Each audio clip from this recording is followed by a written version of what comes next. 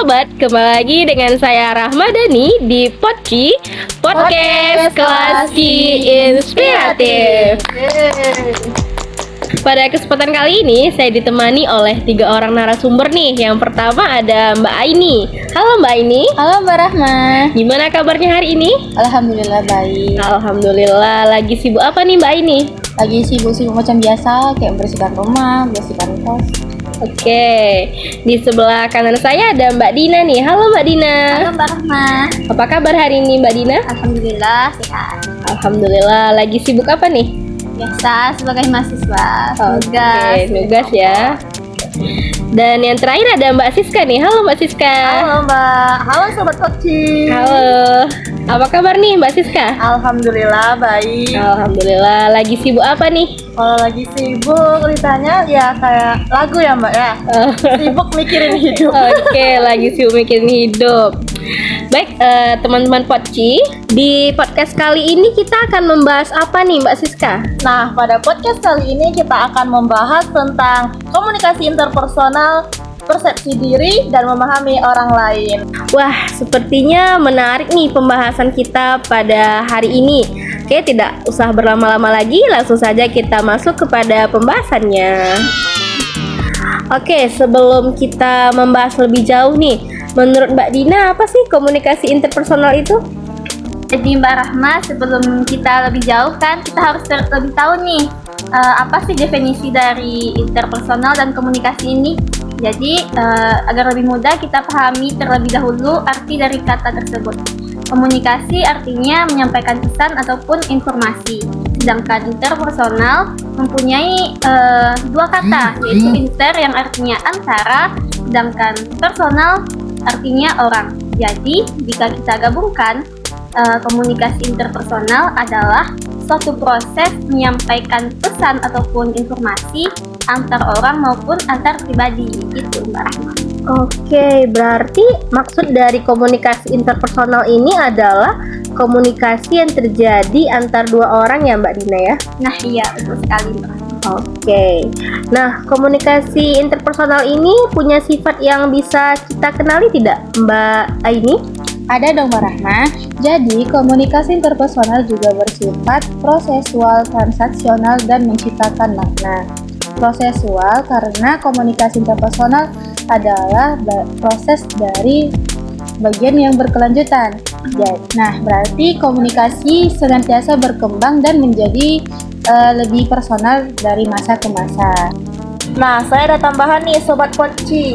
Yang pertama, individual. Karena bagian terdalam dari komunikasi interpersonal melibatkan manusia sebagai individu yang unik dan berbeda dengan orang lain. Yang kedua, pengetahuan personal. Karena komunikasi interpersonal membantu perkembangan pengetahuan personal dan wawasan kita terhadap interaksi manusia. Agar dapat memahami keunikan individu, kita harus memahami pikiran dan perasaan orang lain secara personal, menciptakan makna, karena inti dari komunikasi interpersonal adalah berbagi makna dan informasi antara dua belah pihak. Begitu kira-kira. Oke, jadi untuk komunikasi interpersonal ini memiliki 5 sifat nih yang bisa kita kenali. Yang pertama ada prosesual, transaksional, individual, pengetahuan personal, dan menciptakan makna.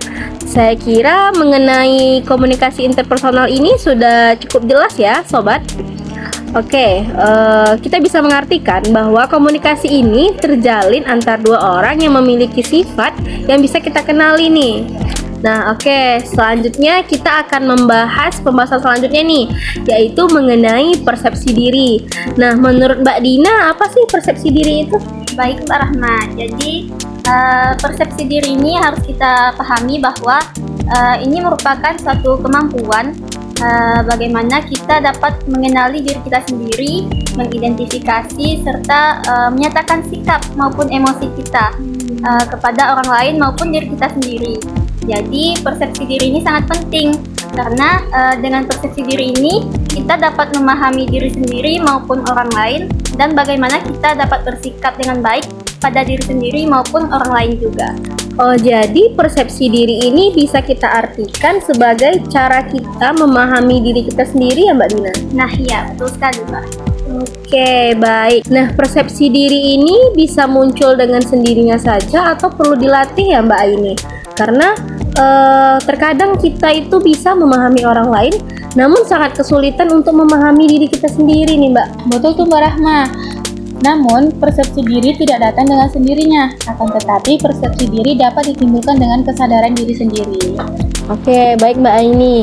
Nah, kira-kira nih Mbak Siska, bisa nggak ya kita memeriksa atau mengetahui nih persepsi diri orang lain? Bisa dong Mbak, pemeriksaan persepsi adalah alat untuk membantu kita memahami orang lain secara akurat, alih-alih berasumsi bahwa penafsiran pertama kita itu benar, karena tujuannya adalah saling pengertian. Pemeriksaan persepsi adalah pendekatan kooperatif dalam komunikasi. Selain menghasilkan persepsi yang lebih akurat, hal ini juga menandakan sikap hormat dan kepedulian kita terhadap orang lain. Begitu kira-kira. Oke, nah lalu ada tidak ya Mbak cara mudah kita nih memahami orang lain? Karena kita merasa bahwa kita telah memahami orang lain, namun ternyata itu tidak benar. Ternyata kita itu malah membuat mereka itu tidak nyaman. Oke, mungkin empati bisa menjadi kata untuk menggambarkan situasi tersebut, Mbak. Di mana empati adalah kemampuan agar bisa mengerti ataupun memahami apa yang orang lain rasakan. Dilihat dari segi emosional, apabila kita tarik kesimpulannya secara singkatnya, empati ini akan membuat diri kita dapat merasakan berada di posisi orang lain. Nah, di sini saya ada tipsnya nih. Gimana sih cara mudah kita memahami orang lain? Yang pertama yaitu melihat ekspresi dan bahasa tubuhnya. Yang kedua, menjadi pendengar yang baik. Yang ketiga, perhatikan interaksinya dengan orang lain.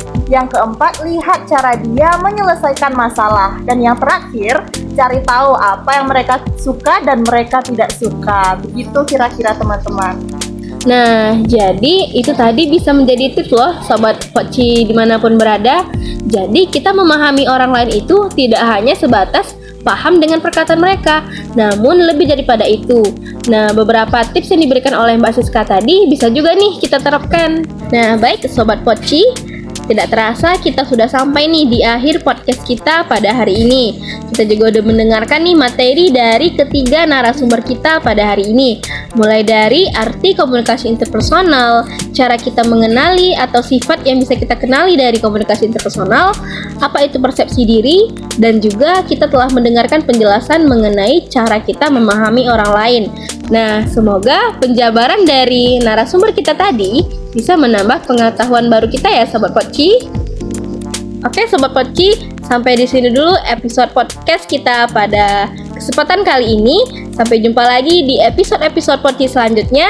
Sampai jumpa.